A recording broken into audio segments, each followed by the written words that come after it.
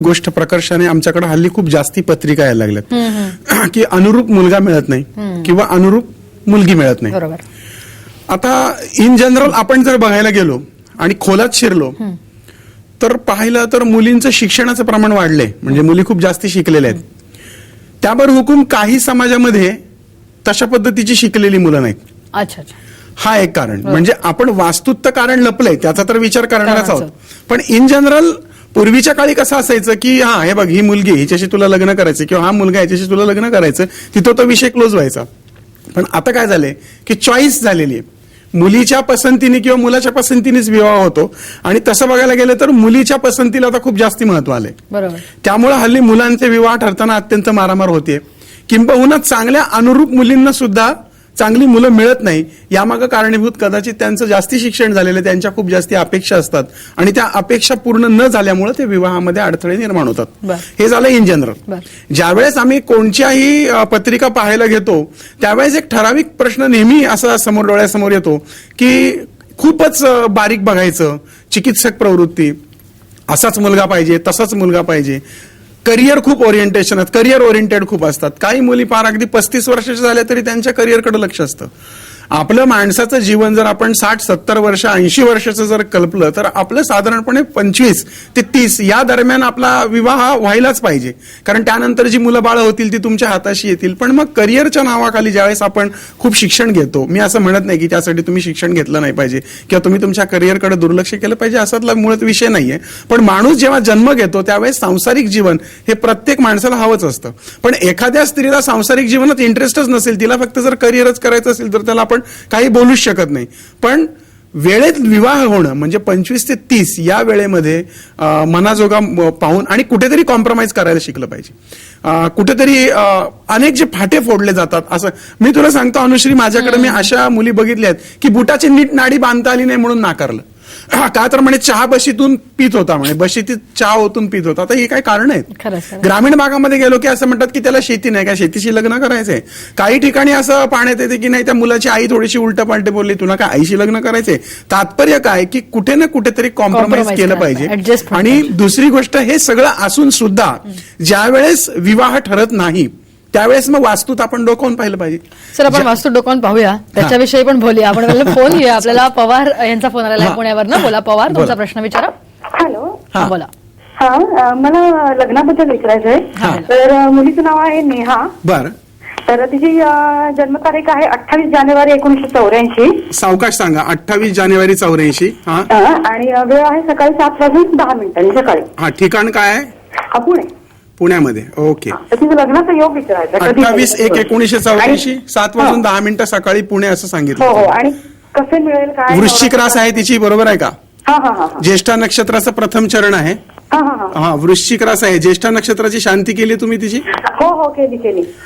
मुलीच्या पत्रिकेमध्ये मंगळ शनी युती योग आहे, केतू चंद्र युती आहे. स्वभाव जो असतो तो अशा लोकांचा खूप तापट, चिडचिडा वगैरे असतो. विवाह करण्यापूर्वी थोडस तिला डोकं शांत ठेवायला सांगावं लागणार आहे. स्वतःचं खरं करू नको म्हणावं, कारण विवाहानंतर थोड्याशा काही कटकटी त्याच्यामुळे निर्माण होतील. या ठिकाणी जो विवाह योग दिसतोय तो 4/10/2013 आतमध्ये दिसतोय. 4/10/2013 आतमध्ये विवाह होण्याची शक्यता दाट आहे आणि त्यातल्या त्यात फेब्रुवारीमध्ये ती शक्यता जास्ती होते. जर 2013 या महिन्यामध्ये जर झालं नाही तर मग डायरेक्ट साधारणपणे 2014 एंडला विवाह होऊ शकतो. होणारा जो मुलगा आहे तो रंगाने गोरा असेल, गवाळ म्हणजे फार गोरा नाही, त्याचा चेहरा गोल असेल, नाक थोडंसं वेगळंच असेल, दाताचे थोडीशी ठेवण वेगळी असेल, गाल साधारण गोबरे असतील, डोळे बारीक असतील, डोळ्याजवळ त्याच्या तीळ असेल, त्याच्या पोटावर उजव्या बाजूला जन्मकोण असेल, 3 अक्षरी नाव असेल, त्याच्या नावाची सुरुवात RMSKPV किंवा N असेल, त्याची उंची साधारणपणे 5 फूट 7 किंवा 8 इंच असेल, तो बौद्धिक क्षेत्रात बँकिंग, फायनान्स किंवा इंजिनिअरिंग रिलेटेड काम करणारा असेल. तुम्ही मुलीचा विवाह ठरल्यानंतर आम्हाला जरूर कळवा. नक्की नक्की एवढे तुम्ही डिटेल्स दिलेले आहेत. आपण ह्याच्याबद्दल बोलत होतो की जर का विवाह ठरत नसेल तर त्याचा वास्तूशी कशा प्रकारे संबंध असतो? 100% त्याचा ज्यावेळेस अनुरूप मुलगी असतात आणि जमतच नाही विवाह, कॉम्प्रोमाइज करायलाही तयार असतात, त्यावेळेस आपण थोडंसं वास्तूकडे डोकावलं पाहिजे.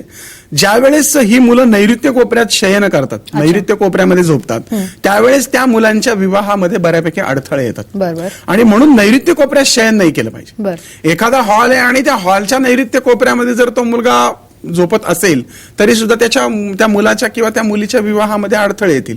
मग त्यांची झोपण्यासाठी आयडियल जी दिशा असते ती म्हणजे वायव्य कोपरा, आणि वायव्य कोपऱ्यामध्ये किंवा ईशान्य कोपऱ्यात जी मुलं मुली झोपतात त्यांच्या विवाहामध्ये बाधा येत नाही. त्यामुळे त्यांनी झोपण्याची दिशा बदलावी, वास्तूतली जास्तीत जास्त वावरण्याची दिशा बदलावी. नैऋतत्व हे जडत्व करणारं आहे, त्यामुळे जड तत्व न करता वायू तत्व चलनवलनाचं तत्व आहे, वायू तत्वामध्ये त्यांनी जास्तीत जास्त वास्तव्य करावं. नक्की. आपण पुढचा फोन घेऊया. आपल्यासोबत किशोर आहेत नाशिकवरनं. बोला किशोर, तुमचा प्रश्न विचारा. हा, माझ्या शाळेचं लग्न जमत नाहीये. हा, त्याची जन्मतारीख सांगा. 25/10/80. नाव काय? नाव महेश केसकर. हा, 25/10/80. वेळ सांगा. वेळ सायंकाळी 7 वाजता. ठिकाण काय? अहमदनगर. अच्छा, किती वर्ष झाले विवाहासाठी प्रयत्न करताय? विवाहासाठी तसे आता 8 वर्षापासून करतोय. फर्स्ट मॅरेज झालं होतं, घटस्फोट झाला. अच्छा, त्याच्यानंतर काही जमत नाहीये. ओके. वृषभ रास आहे त्याची? वृषभ रास आहे, वृषभ रास. हो. आणि व्यतिपात योगाची त्याची शांती केलेली आहे का? हो, व्यतिपात केली योगाची. बरं, अर्धकाल सर्पयोगाची पण शांती केलेली आहे? हो, व्यतिपात योग, काल सर्पयोग, त्याच्यानंतर त्र्यंबकेश्वरी, नारायण नागबली सगळं झालं. बरं, सप्तम स्थानामध्ये रवी बुध आहे, त्याला अष्टम स्थानामध्ये मंगळ आहे, मंगळ दोष आहे पत्रिकेला. सप्तम स्थान वैवाहिक जीवनाचं स्थान हे रवी नीचेचं असल्यामुळे बिघडलेलं आहे, आणि त्यामुळे वैवाहिक जीवनामध्ये तणाव आणि विवाहित स्त्रीपासून सुख मिळणार नाही असं दिसतं. त्यावर हुकूम तुम्ही आत्ताच सांगितलं की त्यांचा पहिला विवाह झालेला आहे, किंबहुना दुसरा विवाह झाल्यानंतर सुद्धा काही काळ कटकटी आणि कुरबुरी राहण्याची शक्यता आहे. 2001 ते 2019 हा काळ जो आहे हा त्यांच्याकरता राहू महादशेचा आहे. त्यासाठी राहूचा 18,000 जप आणि शांतीशास्त्रकारांनी सांगितली आहे ती तुम्ही कोणत्याही स्थानिक ब्राह्मणाकडनं भटजींकडनं करून घेऊ शकता किंवा ज्यांना यातल्या शांतीचं विधान माहिती आहे. त्याशिवाय त्यांच्या उजव्या हाताच्या करंगळी शेजारच्या बोटामध्ये 2 ते 4 कॅरेटचा जर गोमेद वापरला तर त्याचं खूप छान त्यांना फळ जाणवेल. याशिवाय एक वडाचं पान घेऊन त्या वडाच्या पानावर जर त्यांनी स्वस्तिक काढलं आणि त्याच्यावरती त्या हळदीनेच हळद ओली करून आपली इच्छा लिहिली विवाहाबद्दलची, आणि विवाहानंतर पुन्हा अशा पद्धतीचा घटस्फोट किंवा असं काही घडू नये असं जर लिहिलं आणि ते पान जर नदीत सोडलं, प्रवाहात सोडलं, असं फक्त 11 बुधवार करावं लागेल. हे केल्यानंतर ती विवाहाची समस्याही सुटेल. त्याशिवाय त्यांना मंगळ आहे, त्यामुळे चिडचिडाई स्वभाव आहे, आणि विवाहाच्या बाबतीत म्हणाल तर त्यांना विवाहाचे योग आहेत, कारण राहू महादशेमध्ये विवाहाचे योग येतात पण विवाह सुखी होत नाही. 8/8/2012 योग सुरू झालेला आहे. साधारणपणे 8/8/2012 ते 2015 या कालावधीमध्ये त्यांचा दुसरा विवाह व्हायला हरकत नाही. चतुर्थ स्थानात राहू आहे, त्यामुळे सुखाची थोडीशी गडबड आहे. एकदा येऊन प्रत्यक्ष भेटलं तर बरेच काही उपाय आहेत जे असे प्रत्यक्षपणे सांगणं येणं अवघड आहे, कारण 40 एक उपाय किरकोळ असतात जे बिनखर्चिक असतात. आपण जे उपाय सांगतो ते उपाय तुम्ही जर पाहिलं तर सगळे उपाय म्हटलं तर 10-20 रुपयाच्यावर खर्च येत नाही, वेळ जाणारे नसतात. आणि मी नेहमी म्हणतो की असे उपाय करून बघायला काय हरकत, आणि कोणी मरणार तर नाहीये, त्यामुळे जरूर करून पाहावेत. यांचा विवाह जमेल. पत्नी उभ्या चेहऱ्याची असेल, नाक तिचं सरळ असेल, कपाळ तिचं मोठं असेल, गालावर तिच्या तीळ किंवा खळी असेल, हनुवटी तिची लांब असेल, थोडीशी बडबडी आणि थोडीशी फटकळ असेल, जास्ती वाशफळ बडबड करणारी असेल, 2 अक्षरी नाव असेल जसं रीमा, संध्या वगैरे, आणि तिला 3 भावंड असतील. बरोबर, नक्कीच यांच्या शंका दूर झालेल्या असतील. तर वास्तुशास्त्र आणि विवाह समस्या या विषयावरती आपण आज चर्चा करतो. ही चर्चा अशी चालू राहणार आहे महाराष्ट्र कॉलिंगमध्ये. इथे घेतो एक छोटासा ब्रेक.